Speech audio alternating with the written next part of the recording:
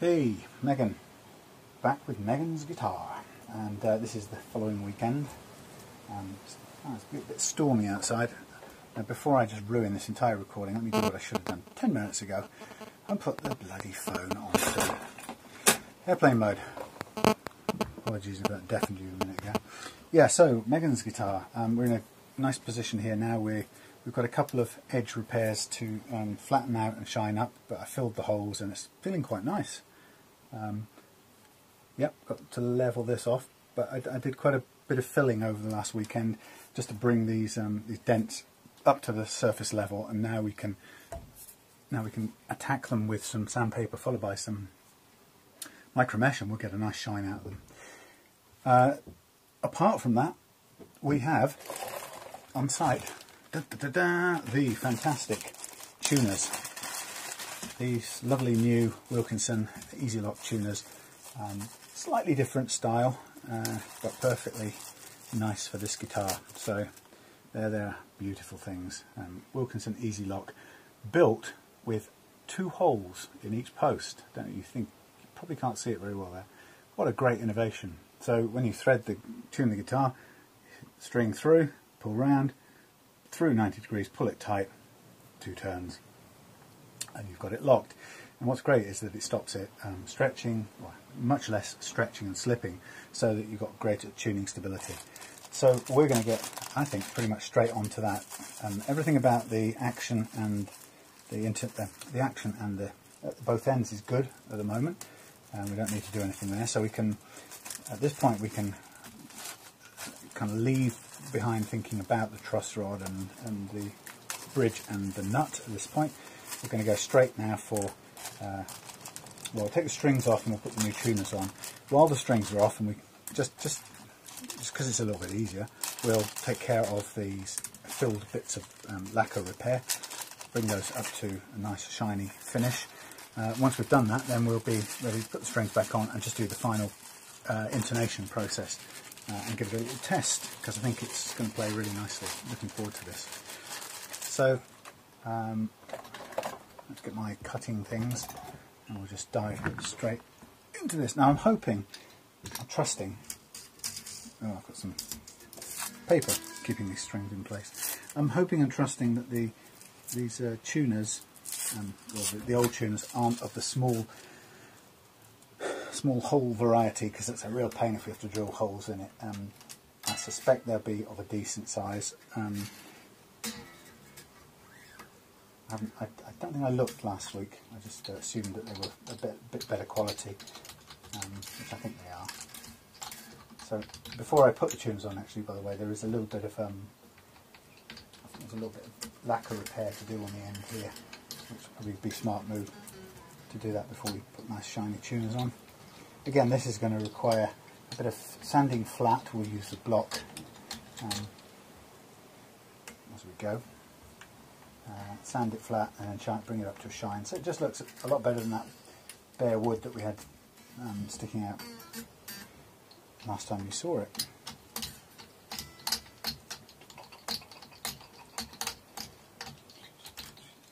And these tuners will go into the huge bag I've got called spare tuners. Don't actually rarely get reused. They're just, I can't tell you how many I've got now, a really large pile. So we'll just pull off the tail stop piece for a minute and just not catch it on these wires. Oh. I'll push it out of the way for a second. Okay, so while we're at this, I'm just going to have a quick look at the repair at the top end on the you-know-what, the headstock. And I kind of... Oh, fab. Nobody told me this star was only a transfer. Sorry. That's come off with the masking tape. Okay. I will source another pretty star to put on there, Megan. I'm sorry, I didn't realise. I thought that was lacquered into the guitar. Look. The pretty star's come off, Mummy. Right. I feel like a beast, a monster. I've ruined it. Oh, your favourite thing is... Anyway, right. Something silly. So I need to find my adjustable spannery wrench thing.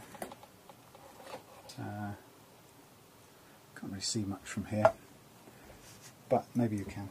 So I'm just slackening off these bolts, nuts, the thing that go on the end of bolts, nuts, screw things, you know. Slacken these off. You can hear the wind building up outside. It is really quite warm. Strange global warming-y stuff. Right, and we should, on the other side, I expect we've got some screws that we need to also undo with an appropriately small screwdriver that's going to come out nicely. I'll just put those to one side. Please make these the right size holes. I'm kind of holding off from looking because I don't want to know if I have to drill it. Okay, I'll check now. Come on, make these the right size holes for this barrel. Yes, thankfully, yeah, almost identical. It's funny that you get really, really cheap tuners, which I've got some of over there. The really cheap tuners that are frankly a real disappointment when you get them on sometimes really cheap encores. Not surprisingly, they're cost-cutting things.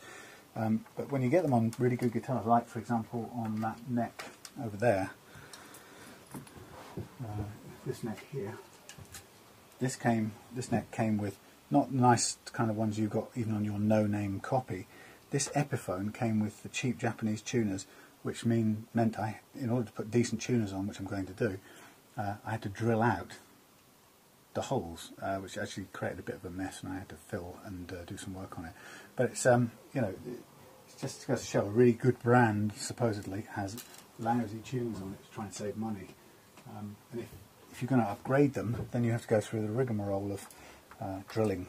And if you don't have a drill press, even a cheap one like I've got, you still need one because you just can't do it by hand unless you think well in advance and make yourself a kind of either an incredibly strong rig to put your headstock in, and or you also have some sort of maybe a drill holder. You can buy a kind of a drill press converter sort of thing, or like a DIY drill press arrangement. I don't know, it's kind of a stand, I suppose, for home drills, which is cheaper than buying a full drill press.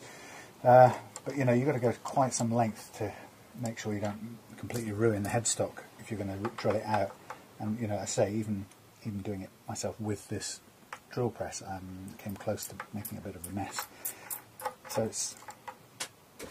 it's all, I say, it's all thanks to those lousy people who save money on those guitars by putting cheap tuners on when they shouldn't. They should put at least the kind that you've currently got on this one here, the ones I'm currently taking off, or at least, you know, decent enough to have the right size holes so that you have an option to upgrade them with something decent like these.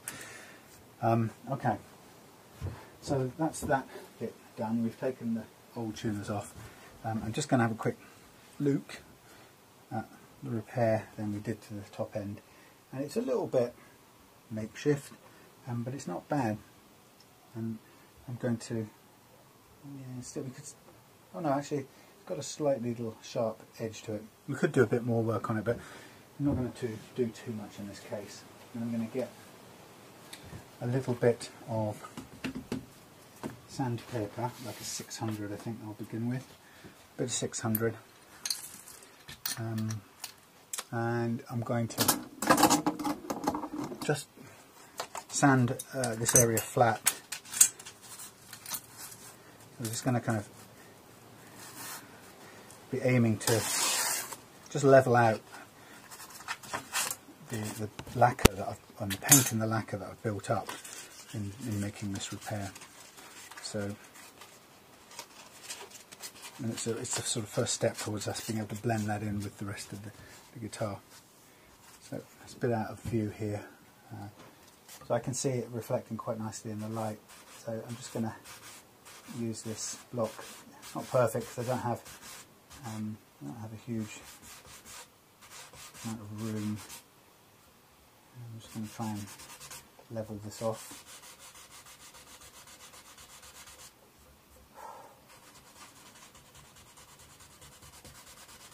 Funny enough, it seems to go down to the wood quite quickly, so I might just need a little touch up at the end when we finish, but it's much better than it was.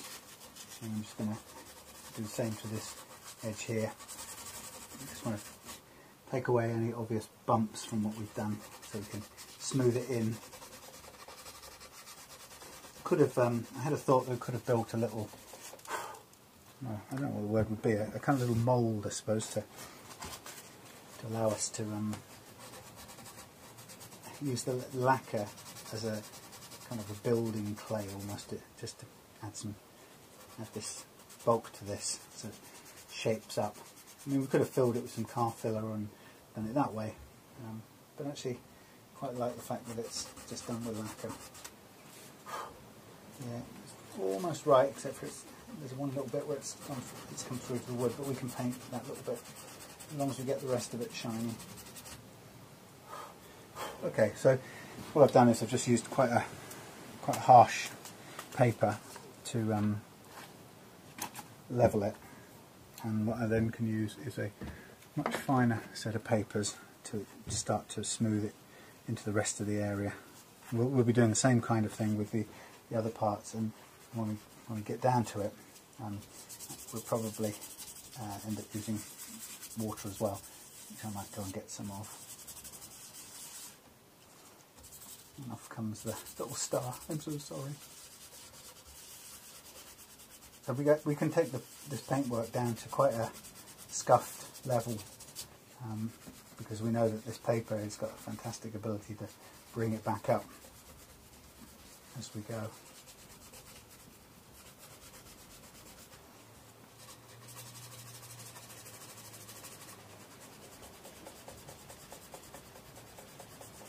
So I just want to do this bit really before I get move on to fitting the tuners, and then we'll move down to the other end and do the other bit. It's not too bad. Now there's still a little dent up here which I didn't see before, which I will drop some paint in once we've done this bit.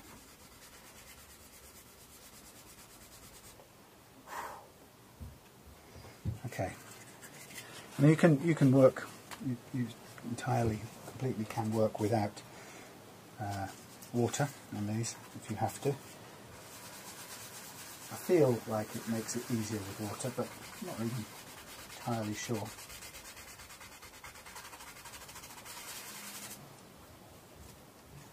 Okay.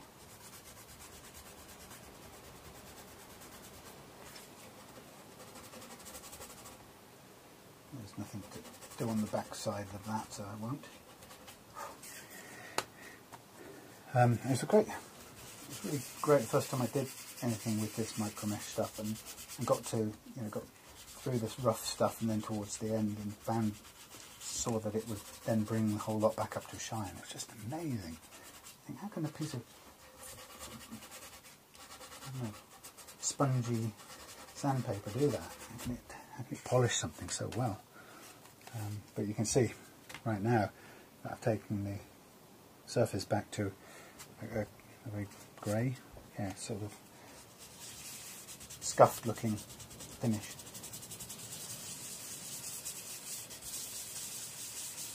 And I can use progressively finer grades of paper to bring that back. And as I say, there's a tiny little bit of wood showing through, so in the end I'm going to end up putting a little tiny piece of black, a tiny blob of black resin on my cellulose paint in order to just finish that bit off, and also fill this other ding that's showing up here. But by and large it will have restored the end of the guitar from being a great big chunk of raw wood, which we had, if you remember, to something that kind of looks a lot better.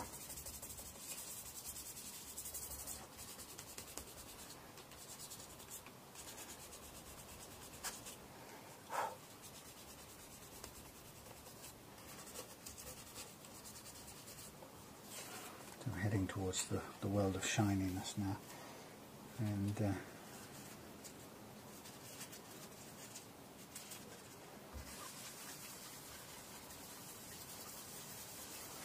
then when we've done all this with the micro mesh, we'll go back into, well, we have to then do a whole series of polishes with various polishing compounds right the way through until we get right to the end with a kind of scratch removing stuff. It's really expensive, but it works really well. And then we'll end up finally with some finishing goo. And even though currently it looks very scuffed, I mean, it's quite hard to imagine how we're going to get back to some shiny level. We will, in not too distant future.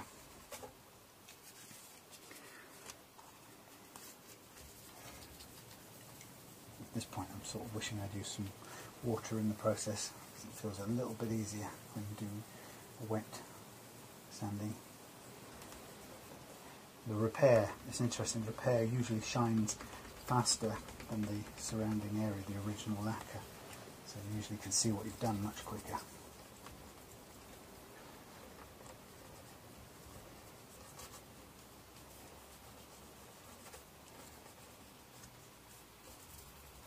So in this case now we're going to get really, really shiny repair, and it's going to take us forever to make the surrounding lacquer catch up with it.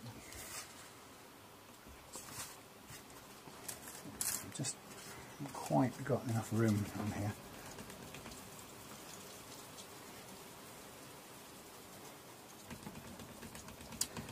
Yeah.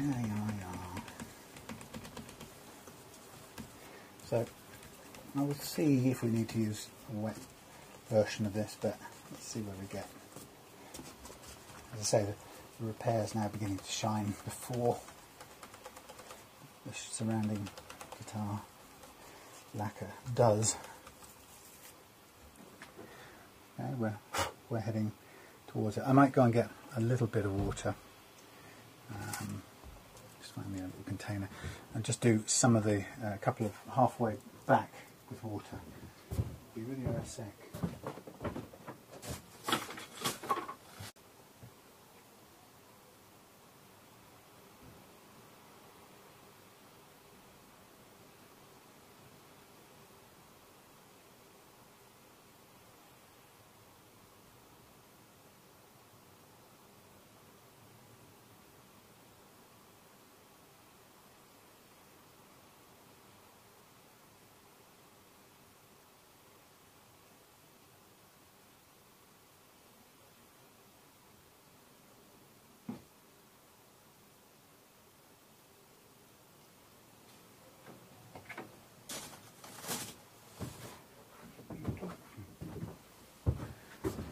Nice little peaceful pauses where you get left to listen to the sound of the wind.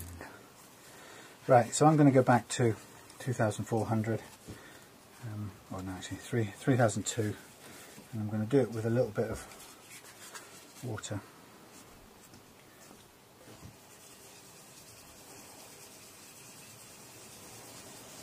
So it just feels like it does it a little bit more efficiently when you use water. That's probably because it does. If you think it is, it's probably because it is.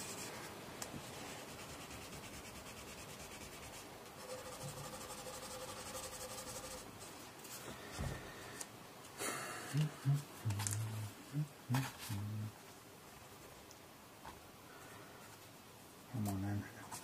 Then we've got a set of polishing creams or compounds or whatever they call it. Cream, I suppose. Ready to go in a minute, so we'll get stuck in with that once we've finished the micro mesh stage. So we're going to do something similar to this down at the other end with the colour repairs down there. They'll be, actually funnily enough, they'll be easier to do because they don't involve quite the same shape, which is a bit challenging.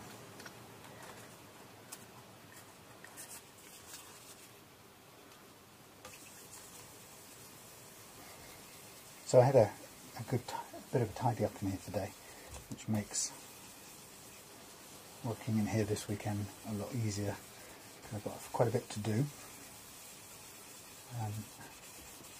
And one of the biggest things was taking the pile of cardboard that I've built up, which is a real luxury because it means I can make really strong packaging when I send guitars out, which is really good for, I suppose, people getting the guitars in one piece, but also really good for your reputation as a seller. You know, people really like it if they're happy if they know that their stuff is definitely going to get there.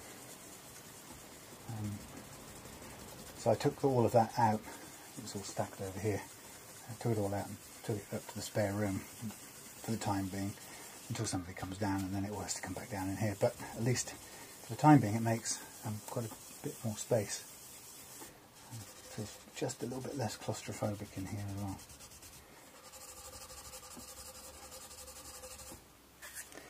Right, heading in the right direction.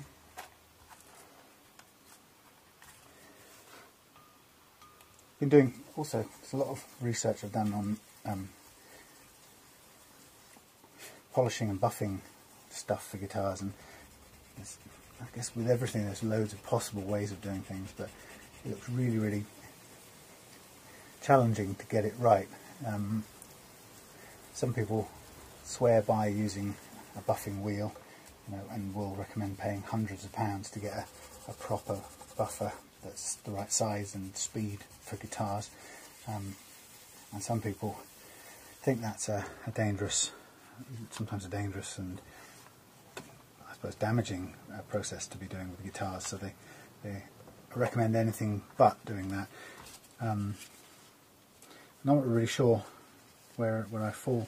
I've tried a few things. I've tried using a car polishing thing, but those things, they may be really good for your car, and partly good because they're so heavy they add a real gravity. You know, you put them on the top of your car and sort of let them take you along while you're buffing. But to be honest, I've never used one successfully, or tried to really use one seriously on a car, and they're just way too heavy to do on a guitar, especially when the first thing the guitar wants to do when you put one of these buffing things on it is move. So I found that really, really hard to work with. I tried then with a handheld drill version, where you kind of use a kind of an adapter and put a buffing pad on a drill. And I found that also was really hard to work with, although it did a bit better, but, and I think I've got more practice to do on that.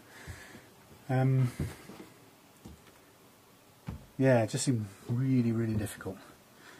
So eventually it came down to doing things by hand seemed to be the most reliable way, and I've managed with a few combinations of things to end up with you know, a workable finish, which I certainly did for my friend Bob's PV guitar the other day.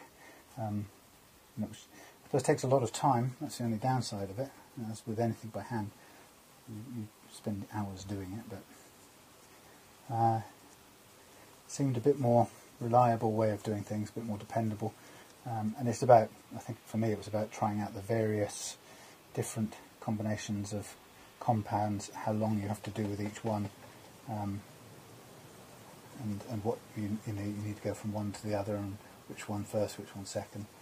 It's quite a challenge.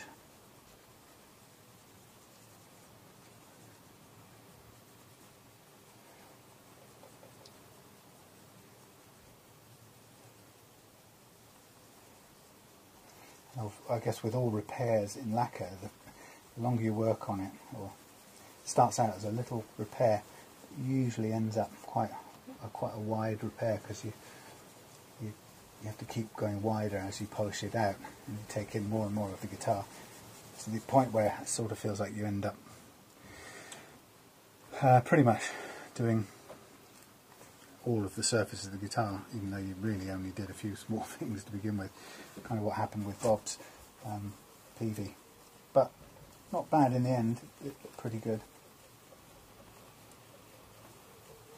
So this repair is, you know, not perfect. Didn't have much but bare wood to work on, to be honest. But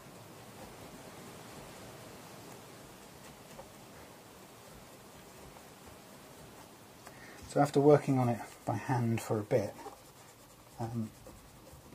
this should end up with you should be able to see the improvement on the polish of it. Don't mind that it's got stuff going inside the tune peg holes now. So it's starting to improve.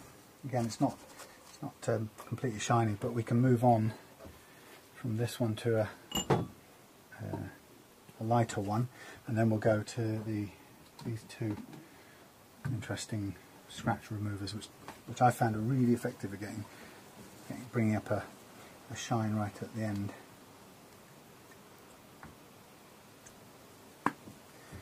And I've been very careful with these things to not mix up the cloths, keep them at all times apart. So you've got one for one grade, or yeah, one strength of compound and another one for another one. That way you can make sure you don't go backwards, because I guess if you get them mixed up, you end up scratching something you've already moved one step further down the polishing process, which is a bit depressing.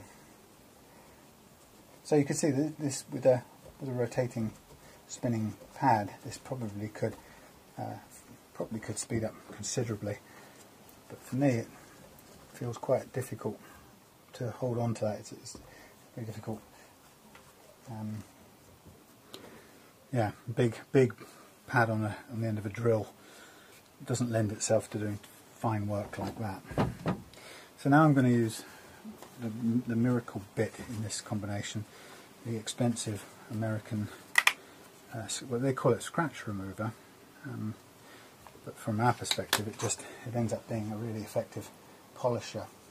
And it's the bit that will kind of make this thing look like it did before, back up to a really nice shiny finish. Bearing in mind we still have a little bit of black paint to put on two spots here as a final touch. So I'm just kind of now moving this around wider than the whole area we've worked on, so that it sort of brings up the rest of the head where we've possibly scratched it or doubled it a little bit, the headstock. And if you want to keep on going with this when you use this stuff, I'm not really staying too long on it, but if you want to stay longer working on an area, then you just add a little bit of water to rehydrate it. Yeah. And keep on going.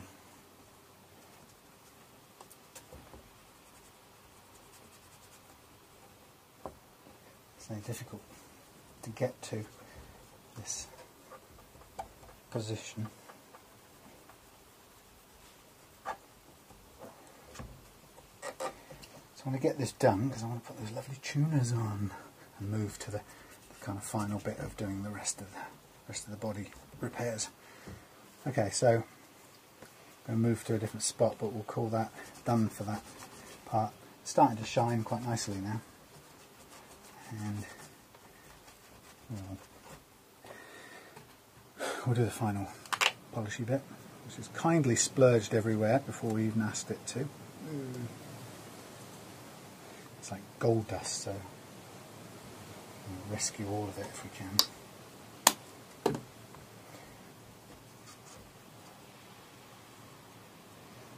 So this stuff had to come from the US, and it's kind of one of those things that you just don't know what's in it, and you can't quite figure out how to replicate it by buying it, in some bigger quantity here in the UK.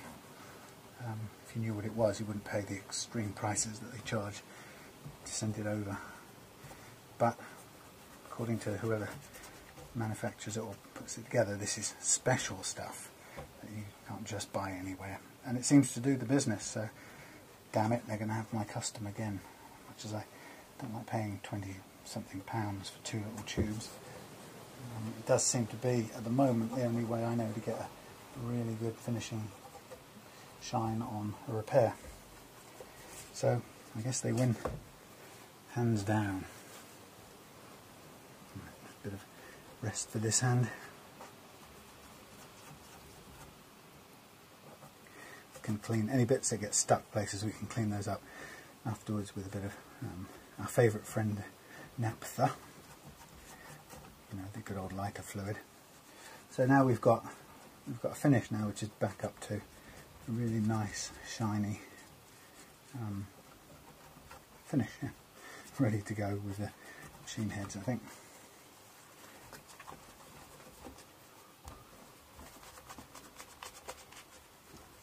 I don't know if you can see it, but back to being nice and shiny.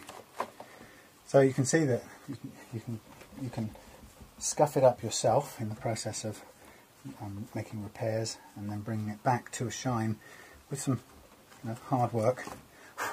And what I'm going to do is, while we're here, I'm just going to put that tiny touch of black paint in those two spots, just to, so it doesn't catch the eye. It's quite difficult when you do repairs, sometimes a little, when you sand it down, it's very easy to catch, to go through to the primer or the wood. Unless you're standing on or you're working on a very even surface, where you can ensure you have only one pressure, or a flat surface with even pressure on it, that's fine, but it can be quite challenging when you have a corner. It's usually where you go through to the primer, if anywhere, it's on the corner.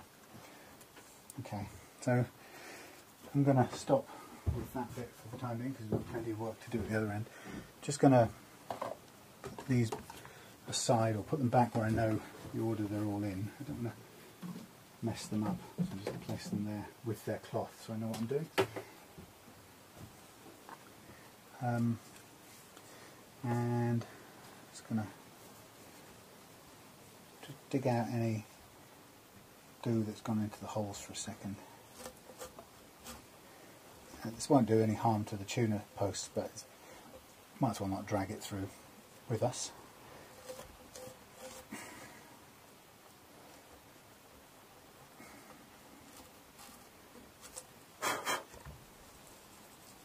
So I'm avoiding the paint I've just put on, and now we can drop in the tuners. Now we just need to make sure we know where the screw was. So the screw is down, so I can start on this one. We should be lucky. We should get these tuners should go straight back in the same hole as the other one. Okay, so to begin with,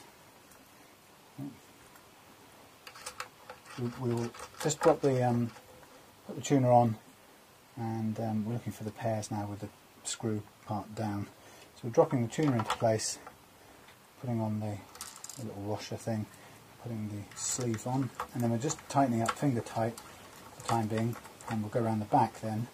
It would be finger tight if this had not gone on skewed.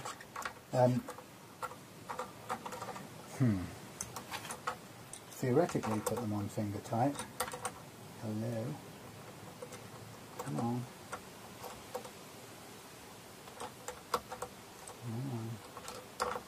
Just want to have a little bit of sticky thread there. Yeah. Okay, so where is, that's it. Yeah, finger tight, and then we'll go around and put the screws in from the other side, and then once the screws are in tight, we'll come round and retighten the thingies at the front, if you know what I mean. I think I do. Anyway, so these are, as I said, very reliable tuners. They make quite a difference. So Rick had said to me that there were tuning problems with this guitar, so well, it wouldn't stay in tune. So it doesn't hurt to upgrade the tuners, which is the first plan, and then to make sure that the nut is right is another important part of that. Okay, so we've just put those on lightly.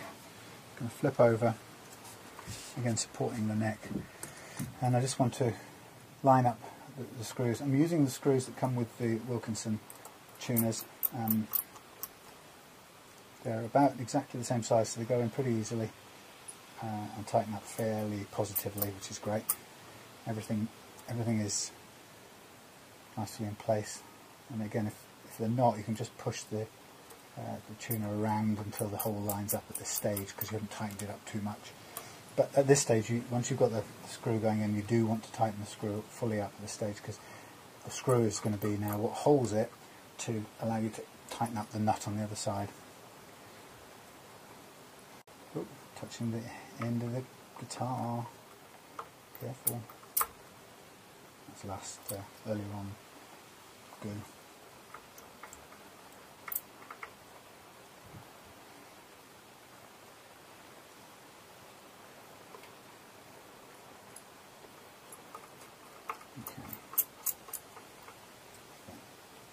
Tight as you can go with those screws, and then we go back over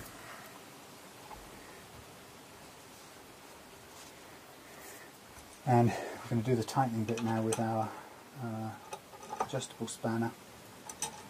And very delicate work with this, it's easy to skip off or let it drop off and skip round, so it's about getting the tightest fit possible each time you put a bite on it, and then bring it up nice and positively.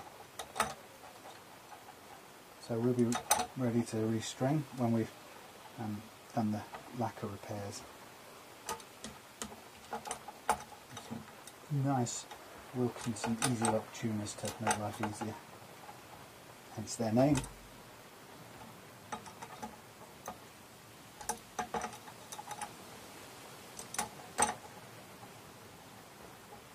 I kind of wish I had a decent set of spanners actually. It would make this job a little bit more precise. It's not that, no problem that it isn't, it just, you run the risk of skinning these nuts, as it were. If you slip off, you can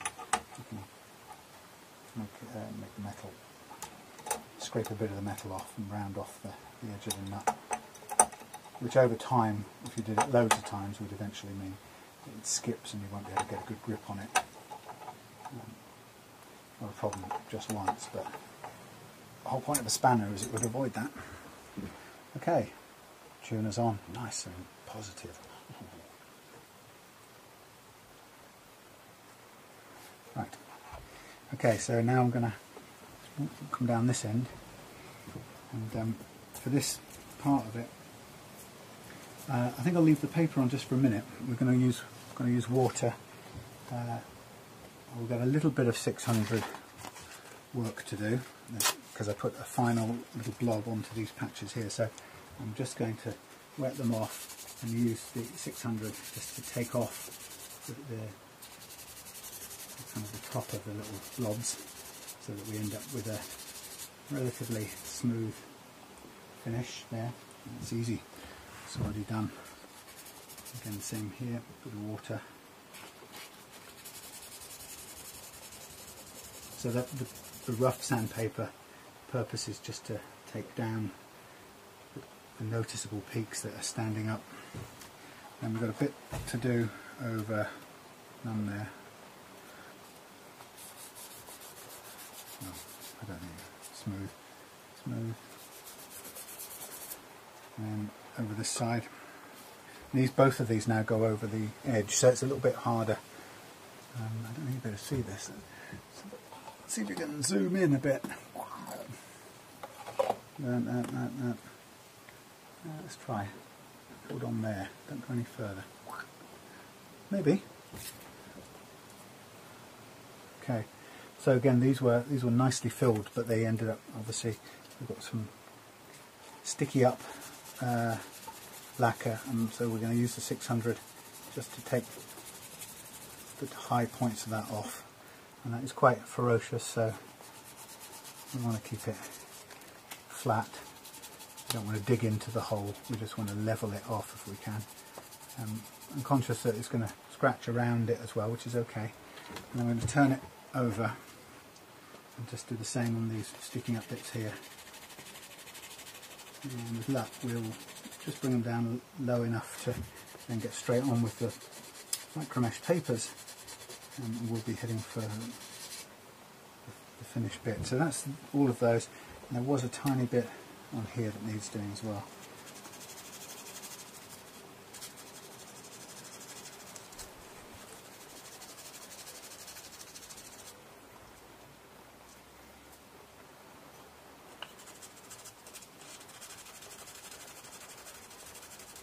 We can round it off a little bit later if we need to round it off. If there's we're doing two sort of flat edges and making them meet. And if they need to be rounded off on the curve, we'll leave that till a bit later when we're not using such what's the word? Harsh stuff. Okay, so now I've got to remember what I'm doing. I'll go back to my micro mesh. I'm going to try and do all of them together as we go around, so I've got to keep in a sort of smart, sensible routine. So start with my highest, scratchiest one. I'm going to do this surface, not too much really, just enough to take the heavy scratching out from the previous paper. And this surface, same again. What will happen is while we're doing this, the paper will start getting pushed back, which is okay, because we're going to end up with an area that we need to polish. And in a sense, as the paper wears out, that area that we need to polish is going to get slightly bigger as we go, which is kind of alright really. It's what we've got to do. So again, just working on this top bit here, working on this bit here. It's not perfect. We could carry on filling actually, if there's still room to add some more into this thing. But I think we'll stop at a reasonable smooth thing where the main chunks are filled in. So that's all of that, and then there's the bit on the neck just to catch up with. Again, same sort of thing, top and side, and then just touch on the edge so it doesn't go too far. And then whichever way we start, we just have to remember to use the same bit of paper all the way through the other bits so we don't miss anything out. So if we start on the top, we'll start here.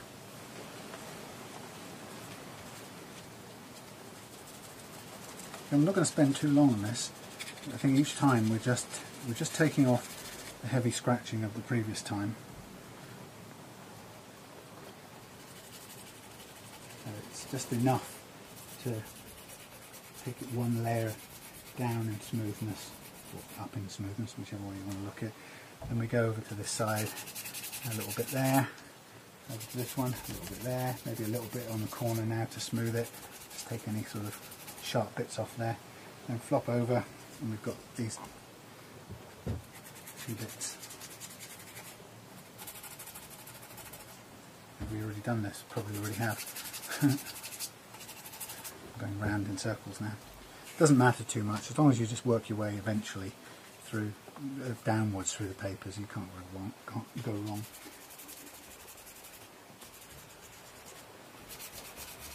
And as I say, the paper will peel back, I guess, as we're working on it, which isn't a bad thing to happen, because we'll need to expand our polishing area as we go through.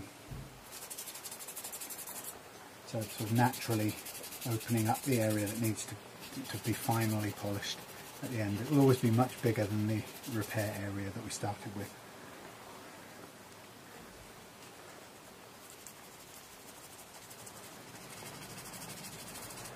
Okay, that was done, so I'm going to start where I left off this time, if I can get this routine right. So we're now one less level of scratchiness on this bit. Move over to here, top, back I should say, back, edge, a bit, watching the headstock here because I know we don't have much height in this shed, bit on the sides, bit on the side, I forgot the sides on this one. Now this one I'm just going to start doing it on both sides at the same time so that I get the edge a bit smoothed off as well. I'll start there again on this next one. So it all takes time, boring time. But so long as you've got micro mesh, that bowl of water next to my iPhone is not a good idea. I'm asking for trouble. Yeah, as long as you've got micro mesh and some time on your hands, you can't go wrong. With lacquer, you'll always be able to get the lacquer back up to a finish that's on par with what you had before. which is the great thing about micro mesh. It's fantastic for that.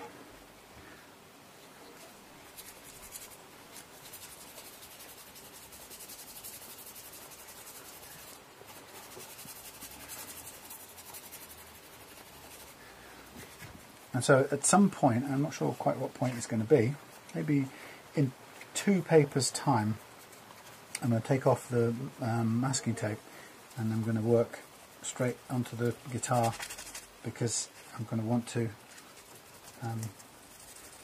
basically polish a bit around the edges of the areas I've been working on. Otherwise we'll end up with a sort of square block that are really hard to blend in. So I'm going to open out the work area in a minute, but not until we're down to a very fine grade, which we're kind of nearly there.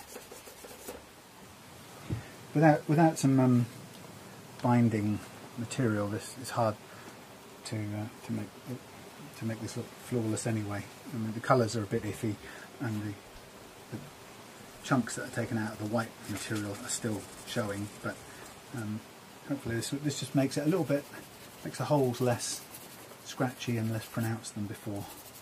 Goes some way to filling it in a little bit. Okay, so just a bit more on the top and side of these bits, and then I'm going to take off masking tape and just then expand our area of finishing, because we've only got 2 papers, and then we're going to go into the polishing creams, which we're going to need to go wider around the area to get a good blend.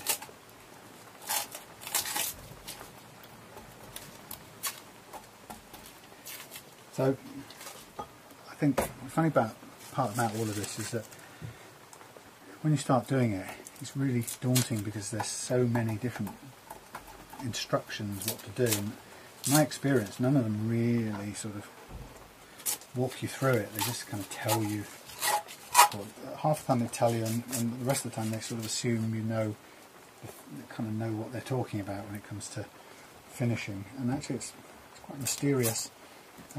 So I think if you do ever do repairs like this, you probably do like me, which is read some things and then realise that the only real way you're going to know what to do is just by working out your own regime that seems to work for you, that makes sense.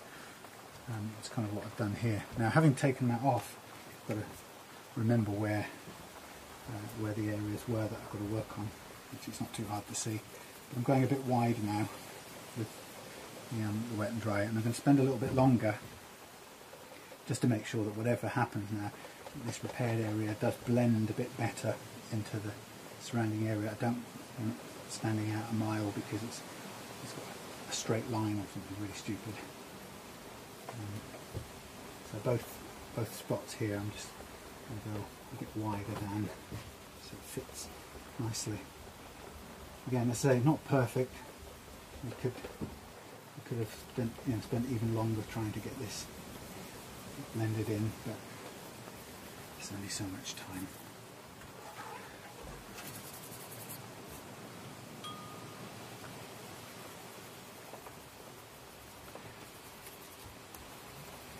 So those are those 2, and we've got over here, we've got 2 quite big ones. I can see the scuffed patch now on these, it's quite visible. So we'll have a clear target for what we've got to blend. Basically you're aiming to work on it and polish it until you get out the scuffed area, until it matches with the surrounding area.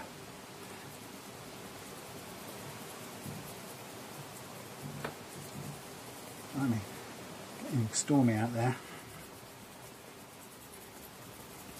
Right. Okay, now we're going to move on to the last one of this lot. I'm going to spend a bit of time on this, just to make sure I mustn't forget the little piece on the neck. Sorry, on the heel.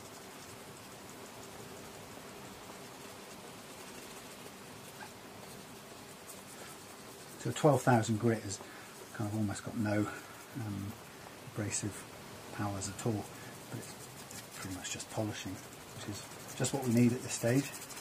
I mean, it is doing some abrading, because you can still see a bit of white kind of residue coming off it, but you could hardly tell by looking.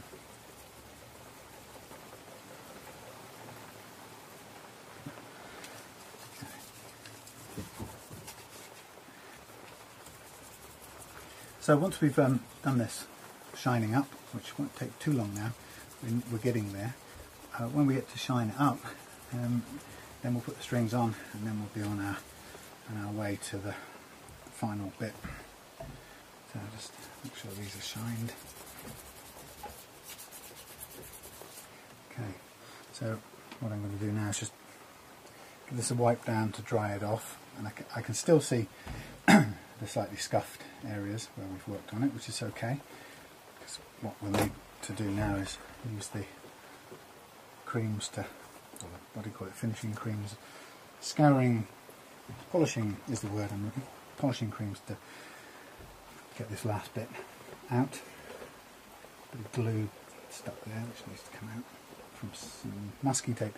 Right, so I'm going to go now back to my stuff, and I'm going to put a little bit on each of the spots that I know I've got to work on, partly to mark it. And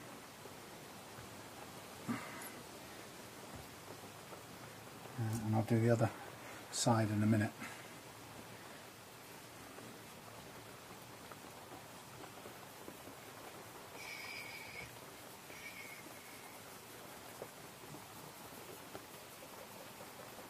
Boring, I know. You can turn off, skip this, go somewhere else, do anything else, don't watch it, it's fine, it's still happening, it's got to happen.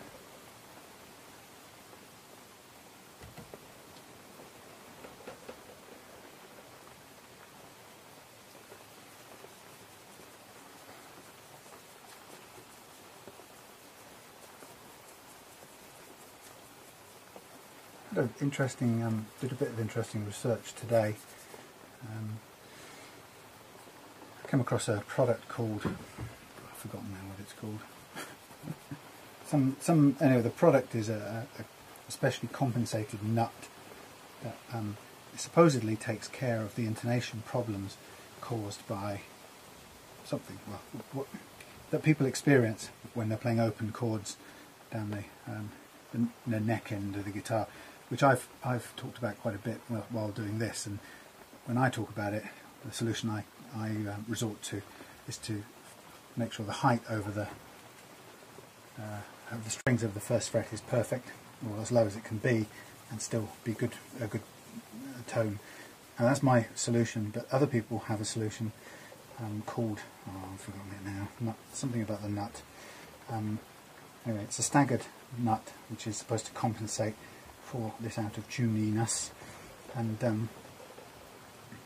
very interesting to read the different views on it, not least because I really struggled to see how that worked. It's kind of oops, I haven't done some other things here. It's technically it's a bit mind-boggling trying to figure out. I sort of understand the intonation bit, why, how and why you have to adjust the length of the string using the bridge saddles to make it exactly the right length for the neck, and then when you've done that, you get every single note played along that neck is correctly intonated and in tune with every other. I really get that, and I understand why each string.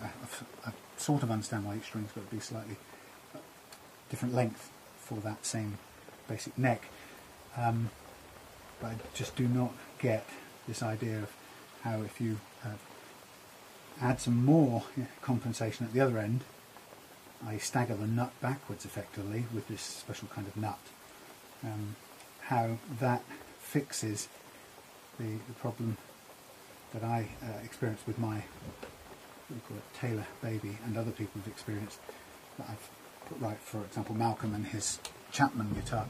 So it's one of those things that I dare not dive into the debate about it, because I really don't quite understand enough about it.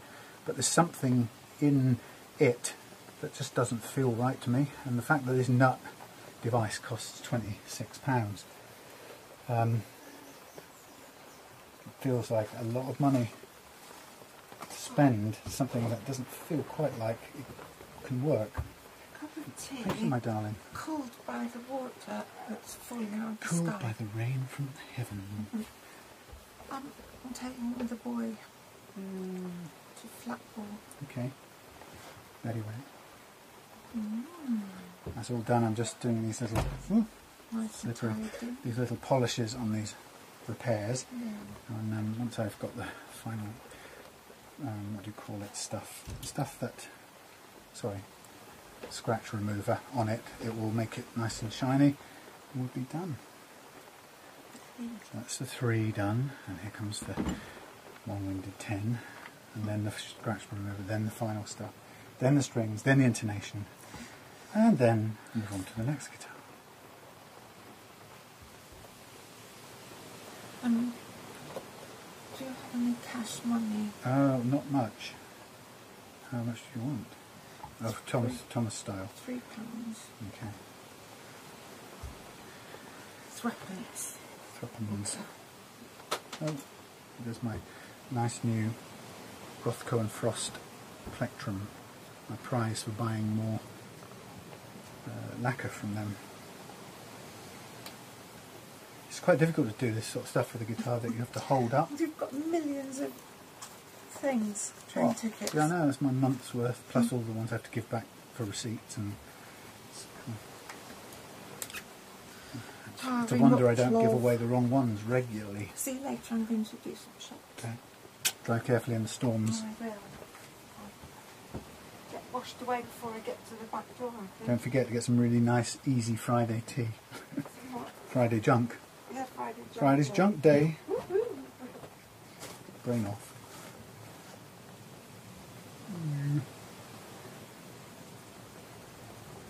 I've got some stuck in this bit down the side here.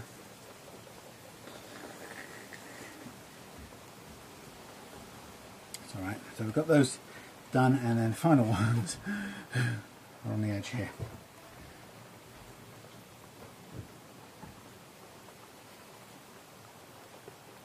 Then we're on to the scratch remover, then we're on to the, I won't go on. It's like waiting for a kettle to boil or something. It's not good if you keep hoping and hoping that it will finally be done, because it won't.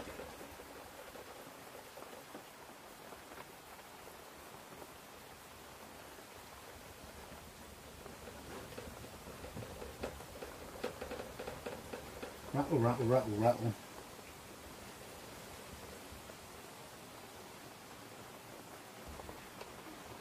A bit on the side, on the edge. Get rid of that. Right. So nearly there. Wipe this off. Move on to the final polishing solutions, of which there are 2. Let me get this out from there. Claire's just taking Thomas down to play football in this stinking weather. Good for him, I say. Brave lad. Okay, so polishing goo number 1 to bring these bits to shine now. Ooh. Scratch remover. I have to work fairly hard with this because it's very effective, but you've got to really work it in.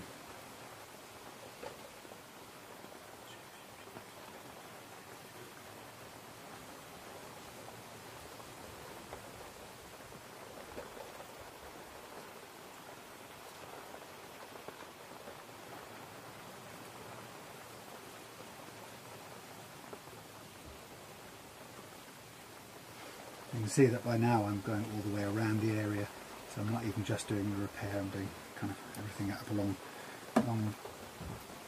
nearby and round and about.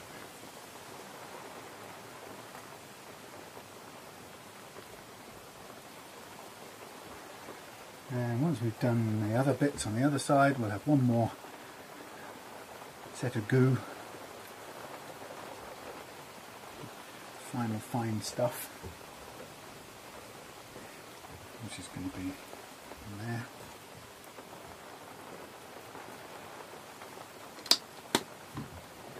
Should have ordered a bit more of this from the eBay, because I'm going to need it, I can tell.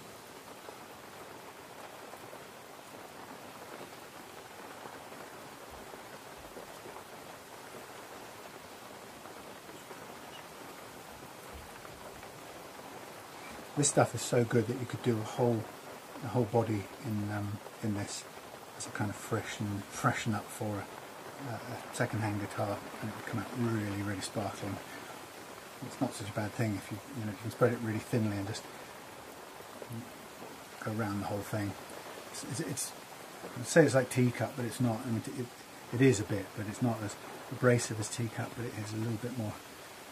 It really does bring up, or get out the scratches and bring the shine out at that last stage. And then we've just got this bit here.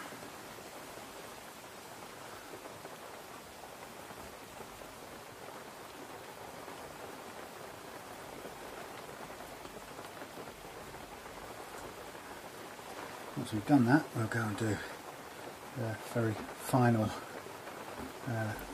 stuff. Pull this off.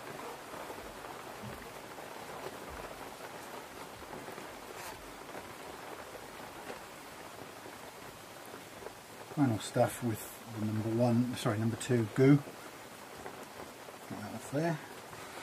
Final stuff with the number 2 goo, and we will be ready to move on. I haven't passed away from sheer and utter boredom.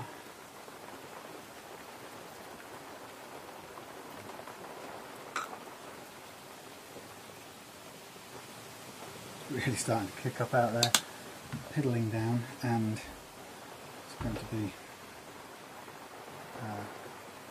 flooding at some point. Right. So what I realise is I can't do that side and that side at the same time, so wipe that off, waste of time, come back to it. One at a time, that's the secret. So the final touch now. Shiny, shiny, shiny.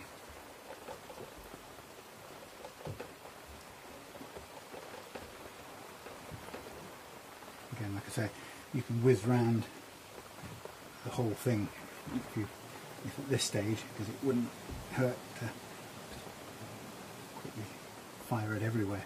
It's such good stuff.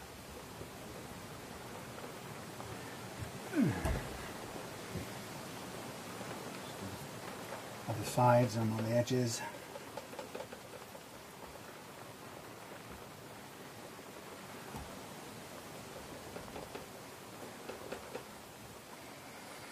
Right, now we've got work to do on these last 3 bits. 1, 2, 3.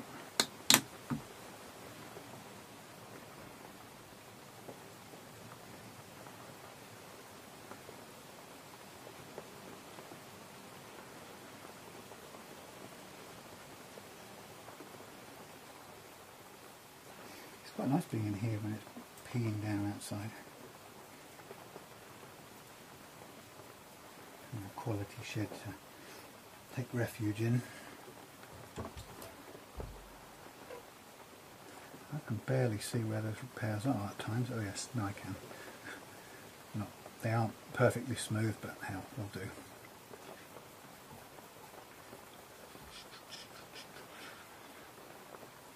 Good news for me is that the at work in London, the internet company, one of our colleagues has managed, or 2 of my colleagues have managed to do some hard work on the Wi-Fi or the broadband hardware, and we were having real trouble before.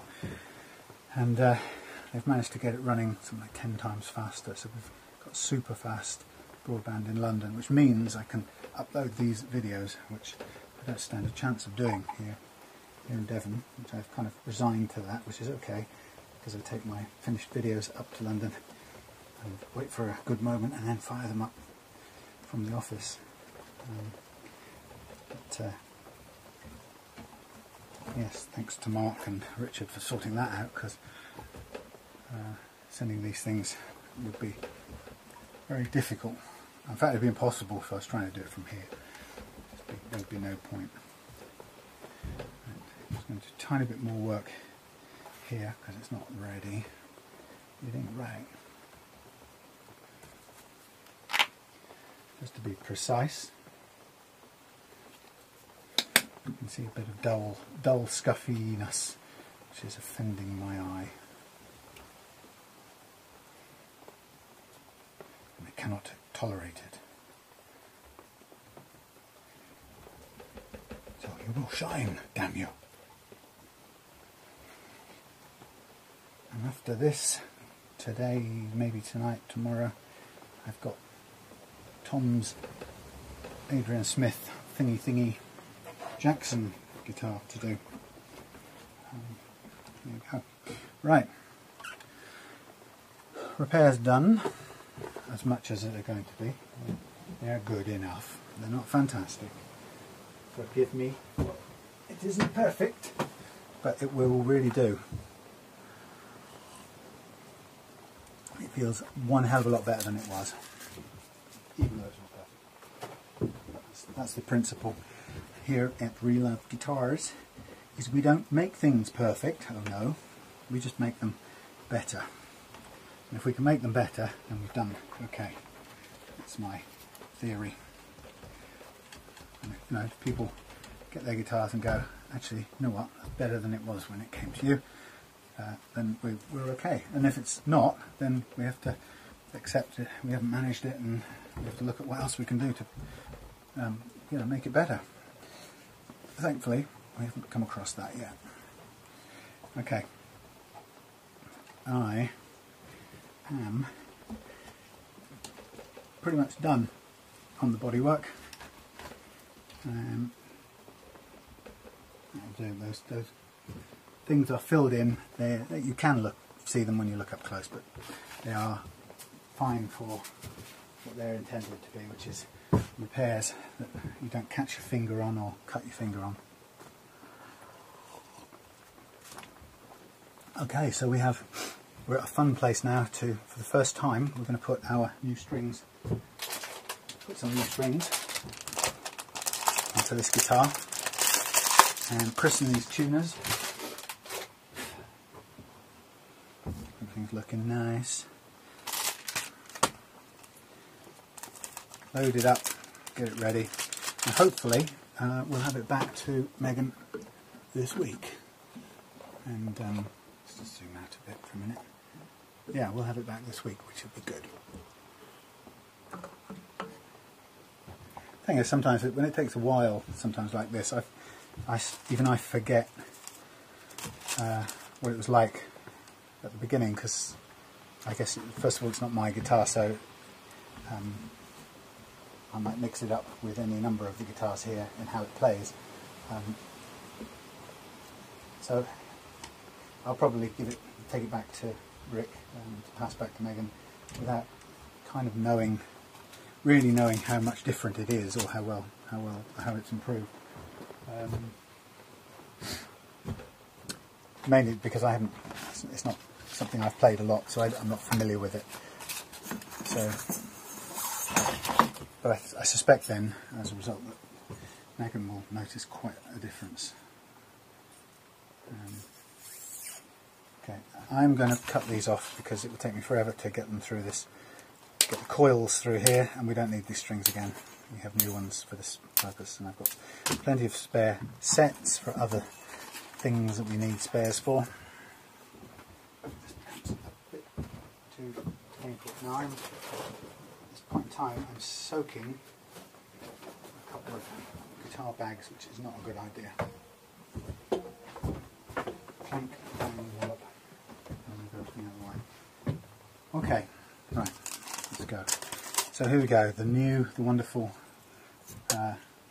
EZ-lok tuners, our nice tail bridge. Now what I'm going to do, I'm just going to try and zoom in, or fire this in a bit closer, using, I don't know what I'm using my special camera thing. Because what I just want to be able to show you, if I can, without letting this drag too far down. That's probably close enough. I want to show you how it works on here. So let me just line up the first E string, the low E string. Again, I remember that all the settings here on the bridge and the tailpiece are all over the place. It's not important. We'll set those in a minute as we do the action. Okay, so the EZ-lok, beauty of the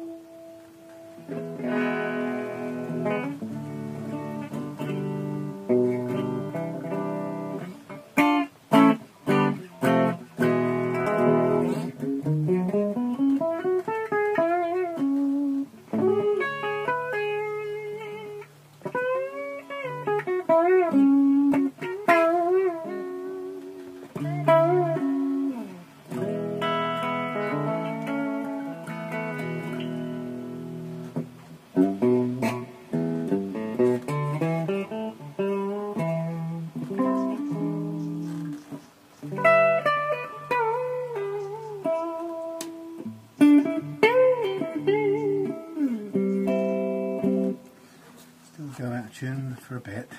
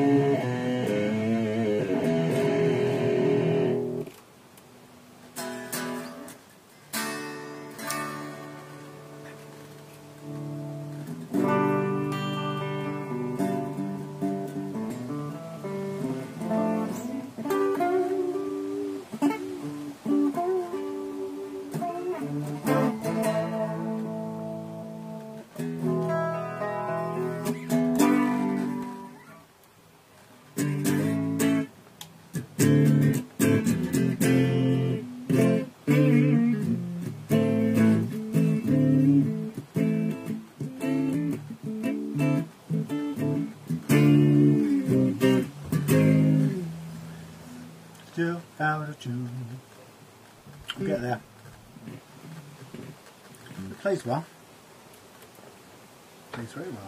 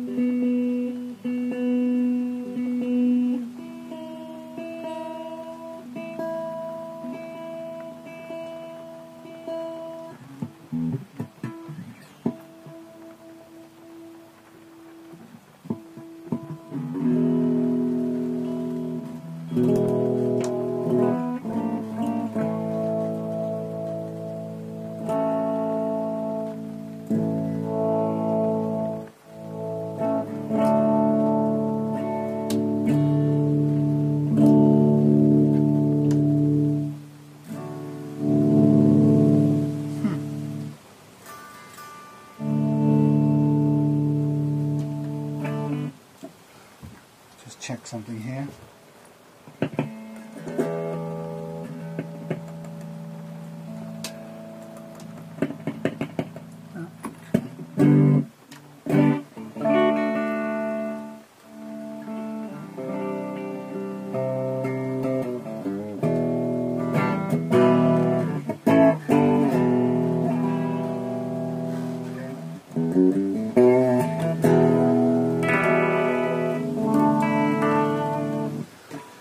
Okay, I'm going to take this off, give it a polish up. I think we'll just do the intonation next.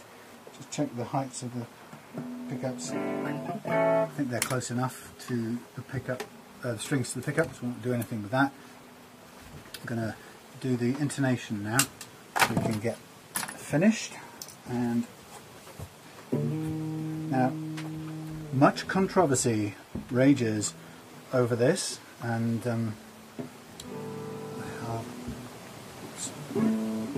level with you now. This ideally should be done in this position, okay? And we'll do it in this position and see how hard it is, because there are people who insisted it should be done that way. I know it should be done that way. It makes it a little bit harder, and actually the amount of difference it makes in my experience so far is very small, but technically it's correct. It does make a difference. So let's see if we can we'll go back to using an old style tuner. Let's see if that works as well. So a couple of things changing here. Let's see. Bit more volume.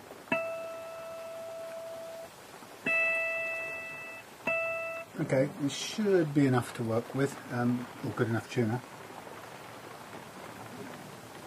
So, what are we doing? Well, we're going to intonate the guitar, and what the hell does that mean? It means that every string on this guitar has to be at a particular length. Each string has to be a slightly different length for this guitar. Why is that? Because something about the properties and the way the string is made. For this guitar neck, for the string to be perfectly in tune all the way up, each string has to have a slightly different playing length, which is why you've got the saddles here on the guitar, which allows you to move effectively by moving the saddle backwards or forwards. You change the length of the string. How do we know if we've got the right length? We use a tuner. I'm wondering, that's a bit unfamiliar for me. I might go back to my original tuner, which I'm annoyed at because I think they've ruined it, but I'll see if it will work for now. Okay, so what you do is you go back and you ping the harmonic on the 12th fret. You put your tuner right near it. We're aiming to tune this to an E.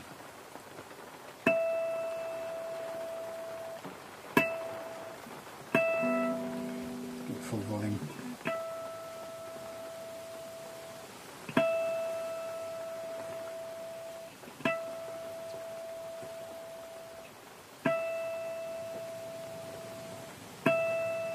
Not great when there's loads of noise around as well, but so you find the E as close as you can get, and then the idea is if this string is the right length for this neck, then when you press the fretted string on the 12th fret, it should be exactly the same note.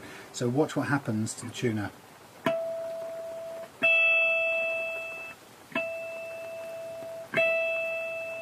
You can see that?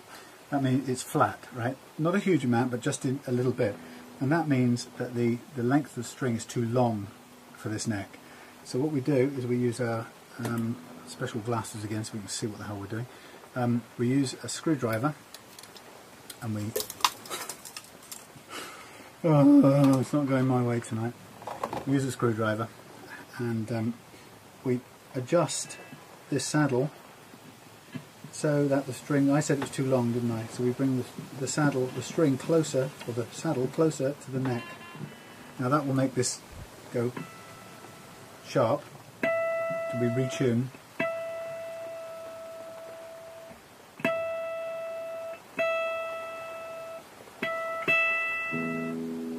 I'm just going to get a plectrum and ping it with that.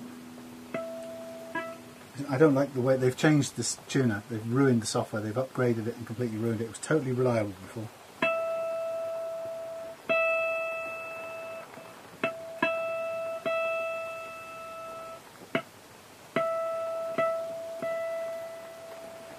It's annoying.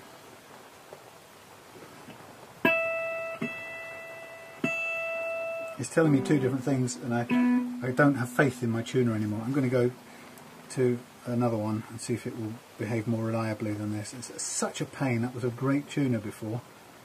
I absolutely screwed it.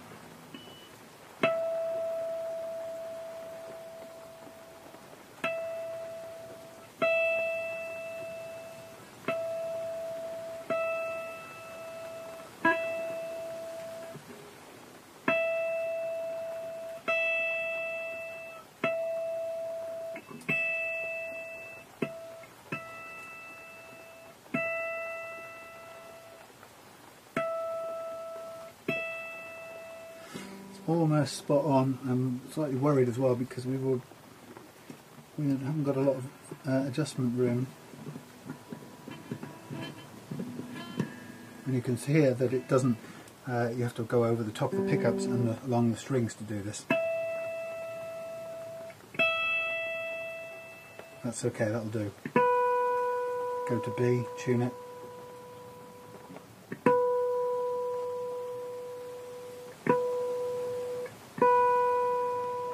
You can see that's flat. So we need to shorten the string again here. Same process. And that is turning it anti-clockwise, if we can get hold of it a little bit.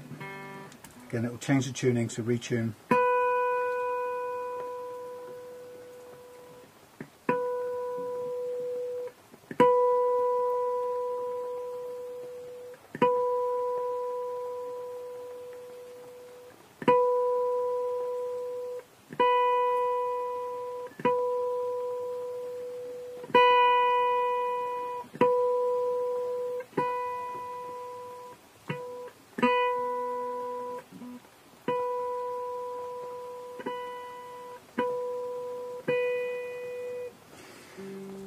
Almost there, tiny little bit. You can see it changes with each time you strike it. It's not entirely reliable, or consistent I should say.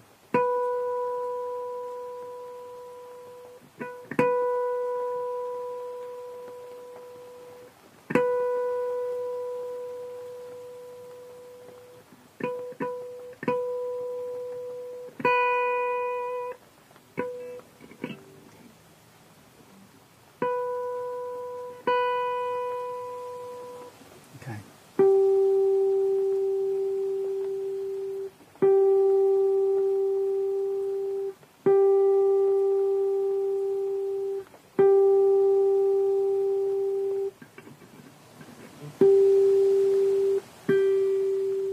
Quite a lot flat.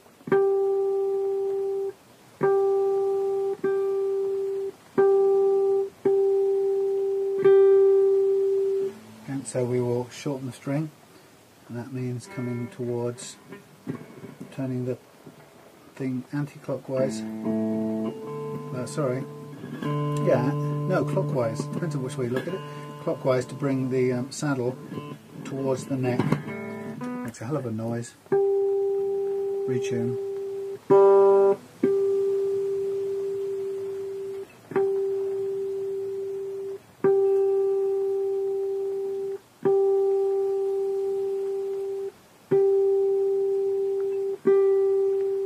Still a bit flat. Bring it some more. Clockwise. Again, really hard to get the screwdriver to just comfortably stay in position. It's the easiest thing in the world. Put a screwdriver in there and turn it, why don't you? But my God, is it fiddly. Especially when you've got a pickup jangling away.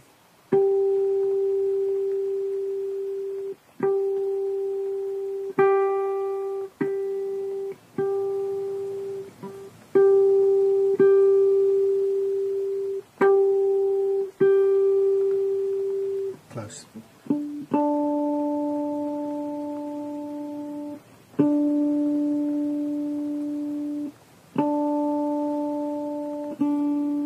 Now that's really significantly off, you can hear that.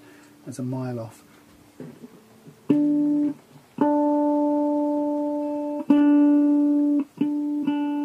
can see the needle there drops right off the scale, so we've got to drag this one right the way forward, again clockwise. It seems really annoyingly difficult to do.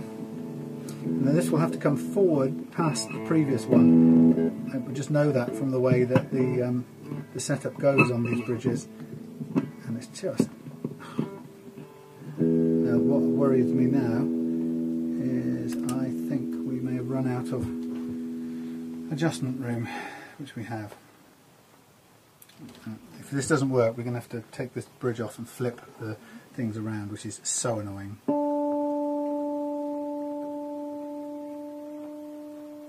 But it regularly happens, so.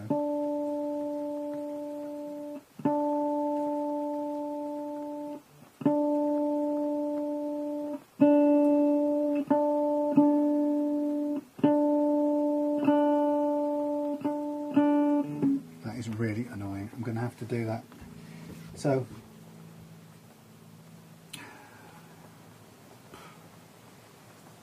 these three, I need this top. The first three are just about right. These other three, I'm going to have to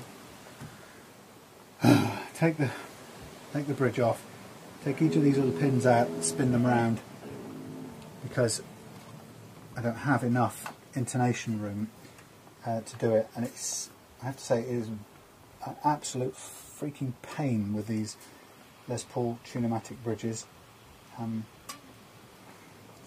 There's no easy way around it, and the problem I've got is that if I do this, I'm going to lose tension on these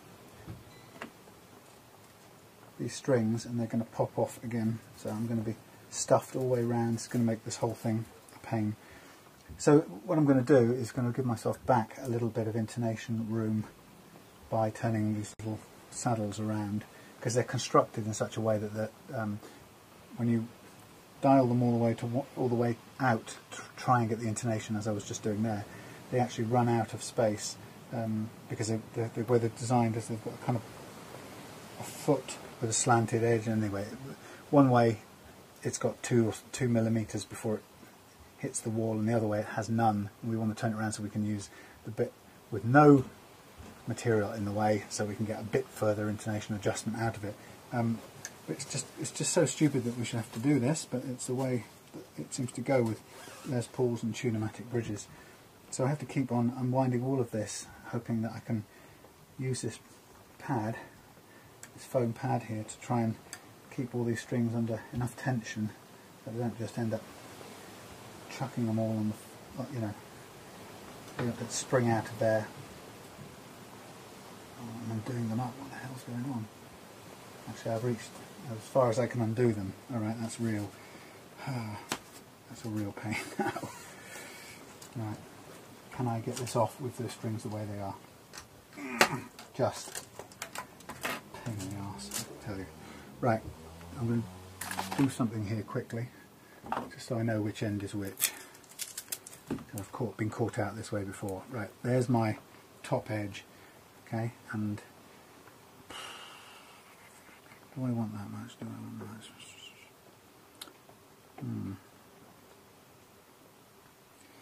You know what I'm going to do? I'm going to change things around here. I'm going to take this apart and change it, but I'm going to turn the whole bridge around, because although some people say technically it should be the way round it currently is, it doesn't matter, and the way round it currently is happens to be an absolute pain, because you have to go over the top of the pickups to adjust it, and we don't need that extra hassle.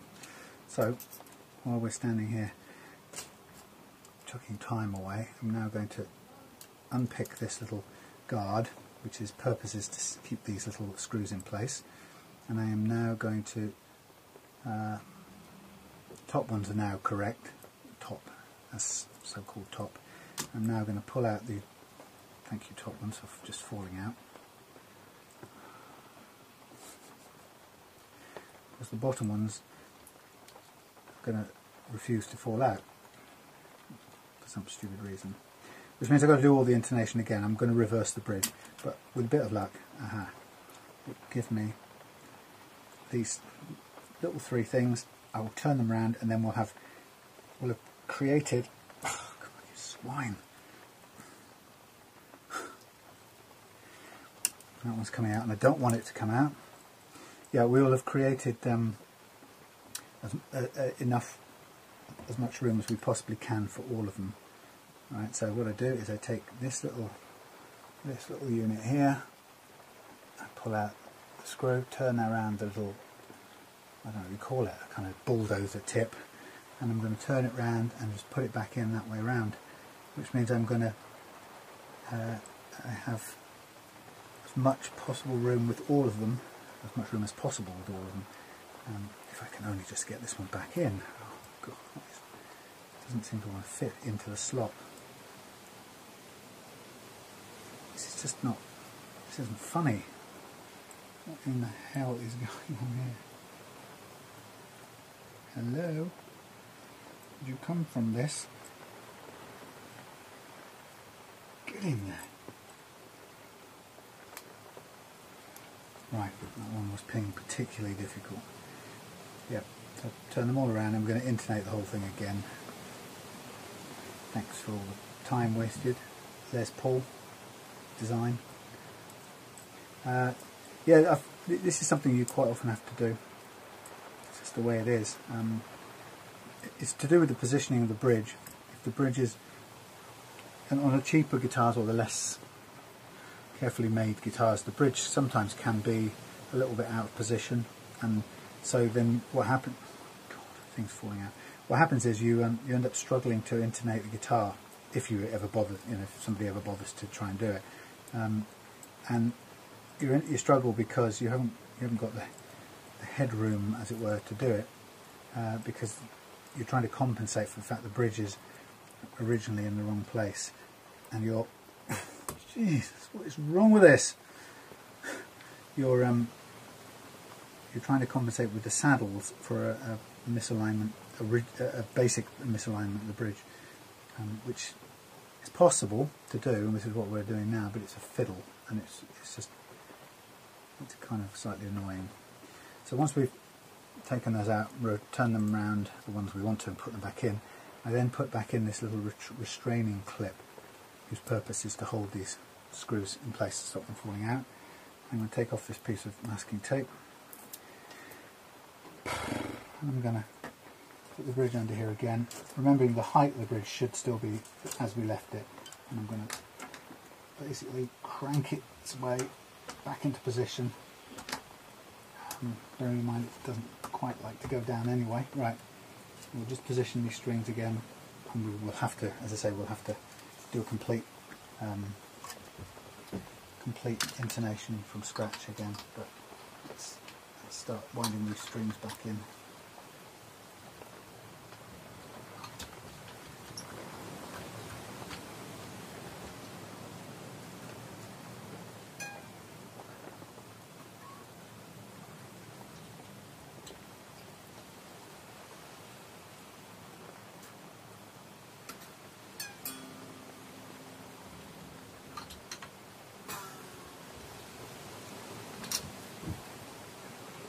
Come on, in we go. Let's get back on track.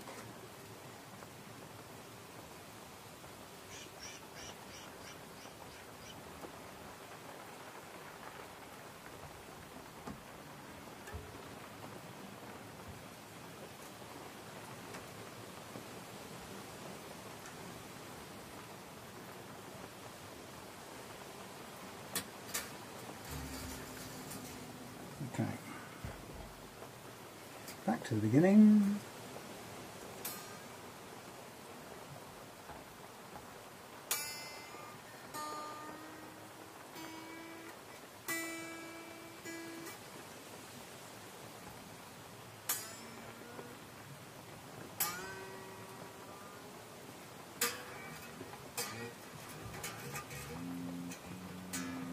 Right, back to the other glasses. Okay, so we are back in intonation territory, but this time we've set the screws on this side and we can access them from there instead of having to clamber over the top.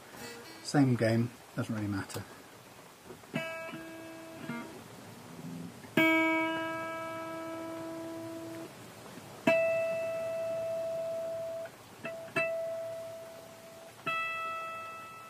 Okay, so that's flat, and that means we're going to turn this now to shorten the length, which in this case, let's have a look which way does it go now, is anti-clockwise now from this side.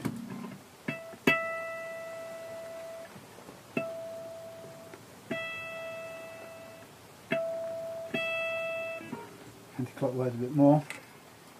So chances are we're still going to be at the stops with this, because I do think the bridge is just slightly mispositioned, but at least we've got a bit more room.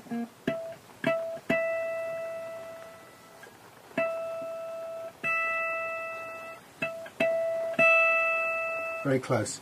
Stop there.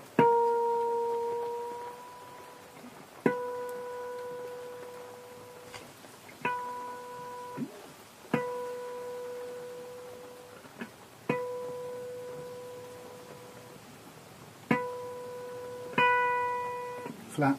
Again, anti-clockwise, bring the saddle towards the nut, close it in on the other one.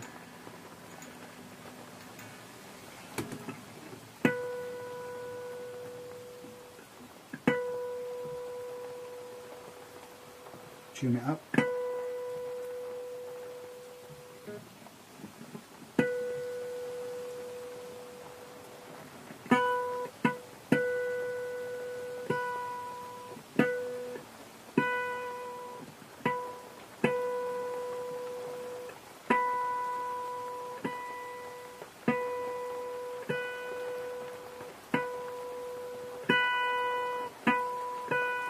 Very close.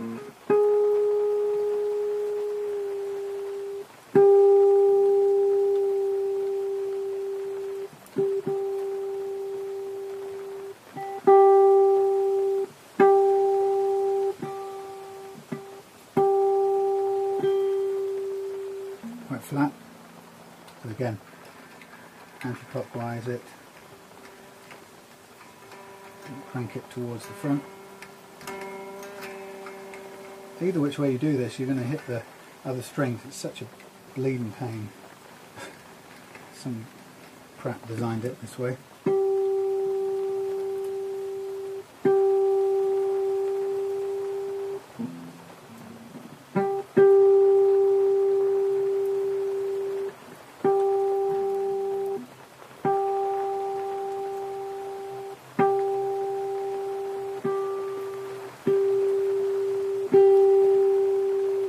Slightly flat, a bit more anti-clockwise.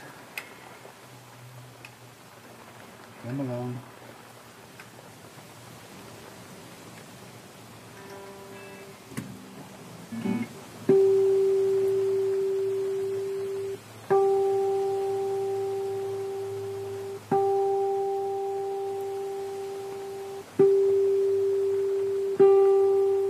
That will do.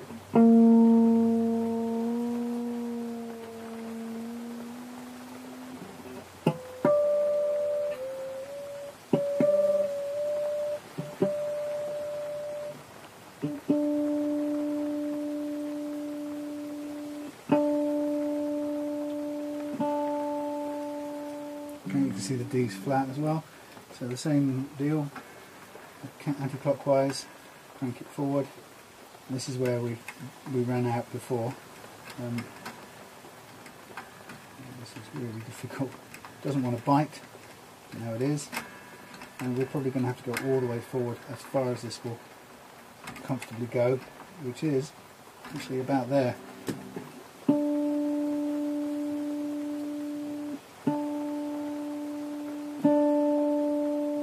That'll do.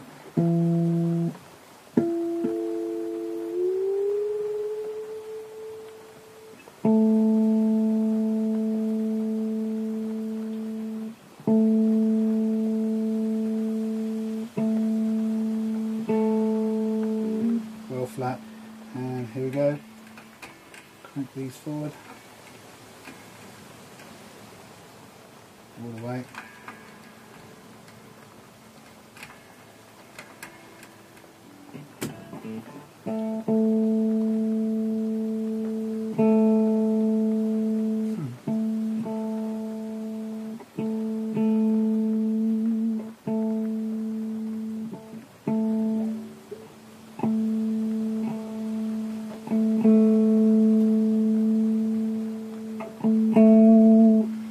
Well, this is it. This is where we come into the limitations of this guitar, I'm afraid. Last little bit of forward movement.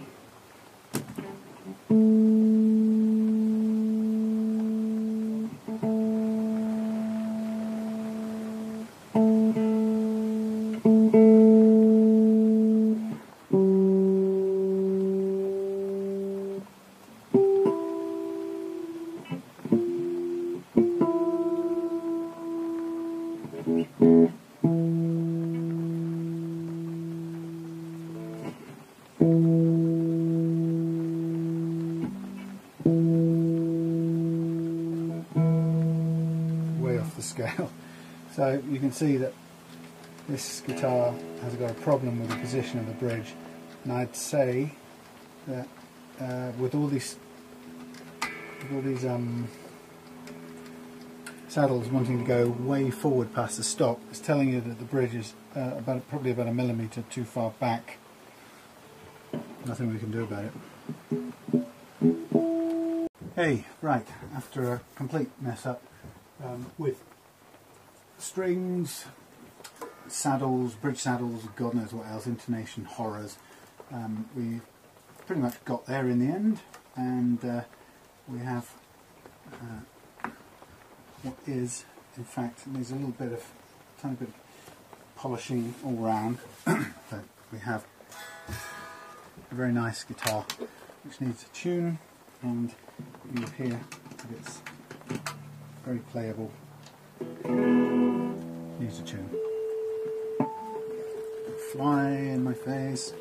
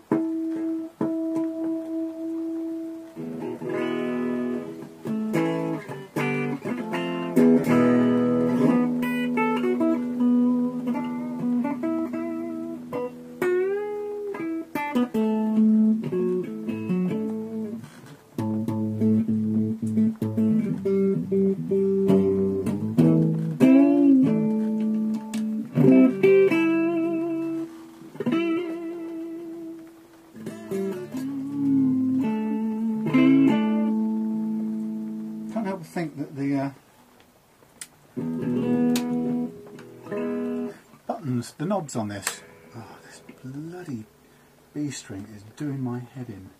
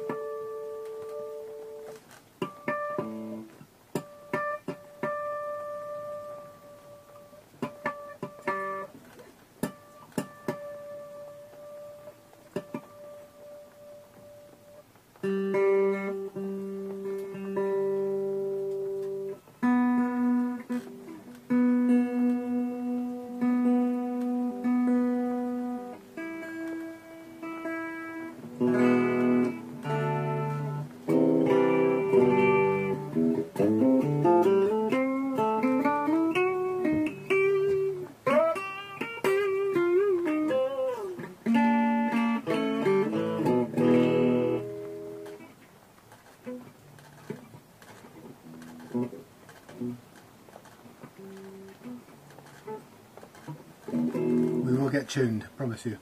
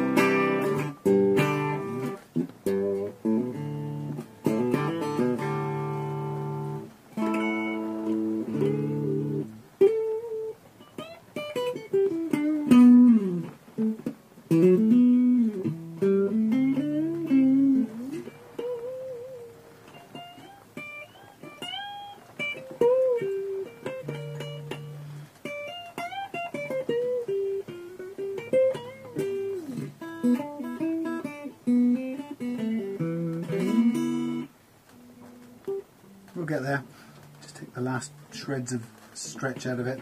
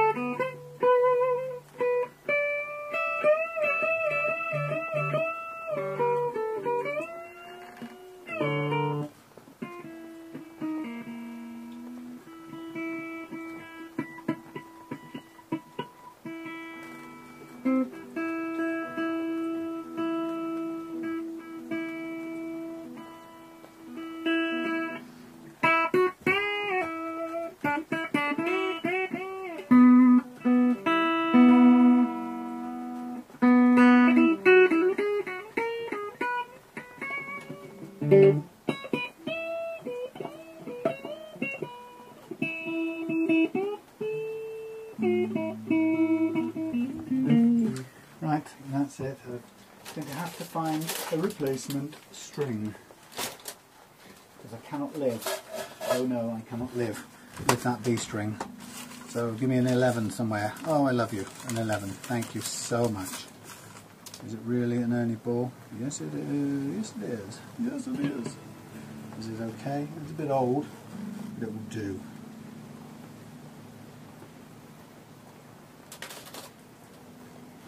Get a shot of this old one. Thank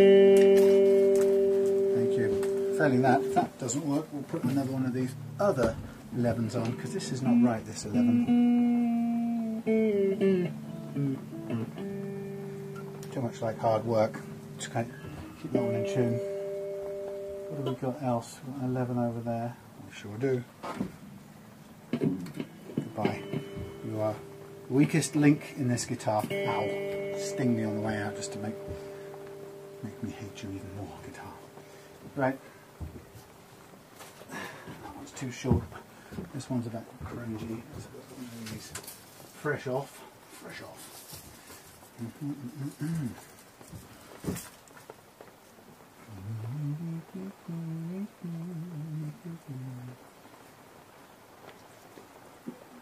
G, E, that be an E, that be a B, that be a B, that be a B.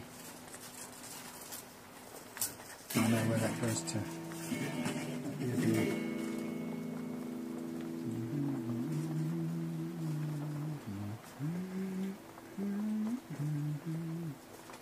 Now it's come through the body of the guitar.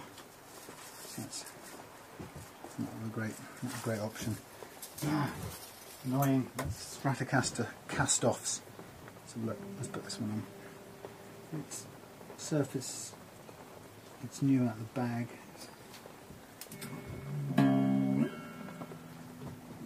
Be improved on. Right. Let's do something slightly different this time. Let's go through. Through.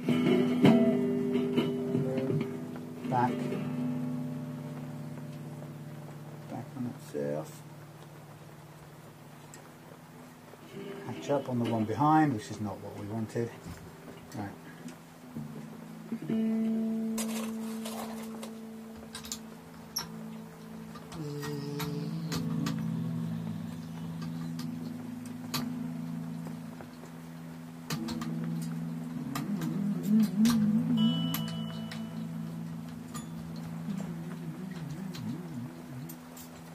whole thing is kind of back to front a bit, but hey.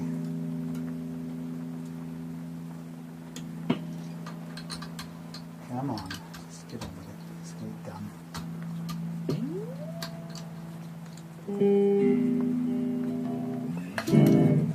Right.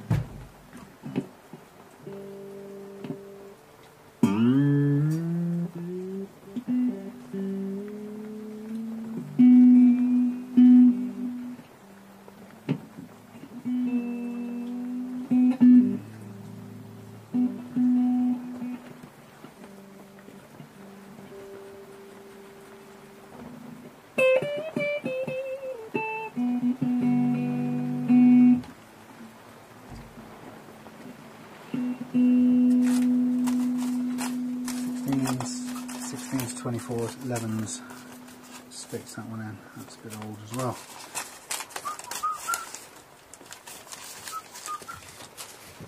Really want to get any older strings than that. However, what we'll do, we'll do a little trick. We'll use that. Yes, we will use that. What will we use? Come on now.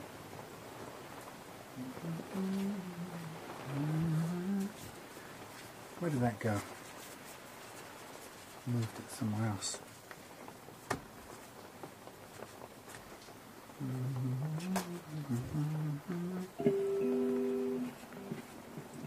Just a little bit.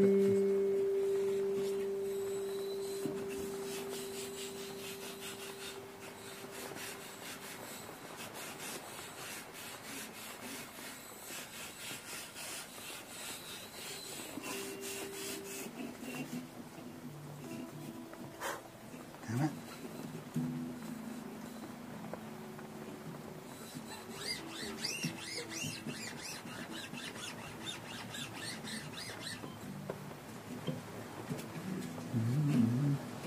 Amazing. Amazing.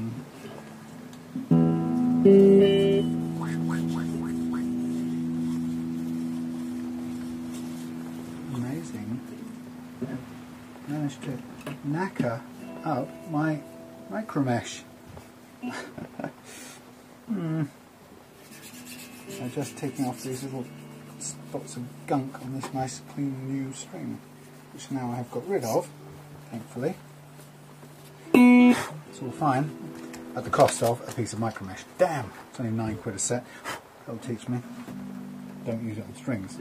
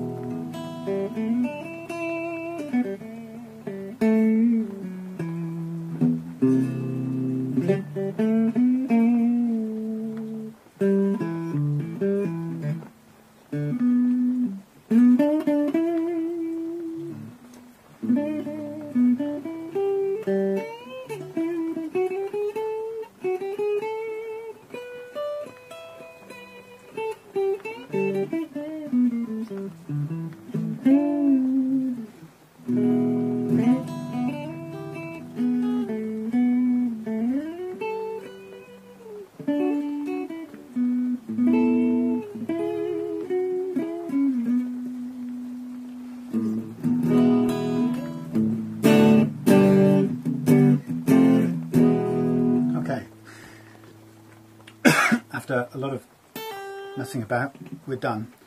A little bit more stretching to do on the strings, but we're pretty much done. I'm going to hang this up and play it a bit later on.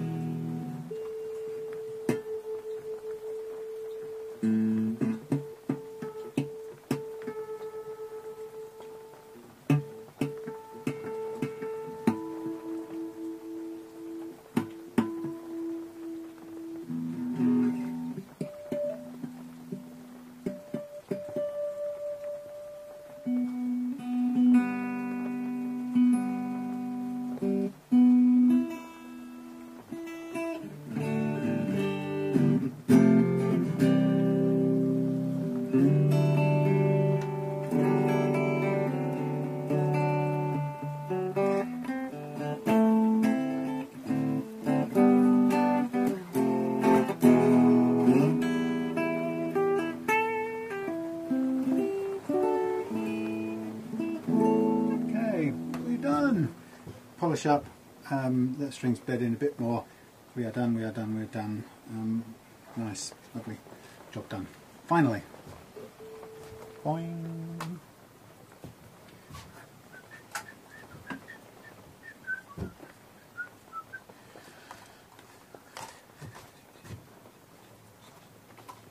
That would be an expensive mistake to make.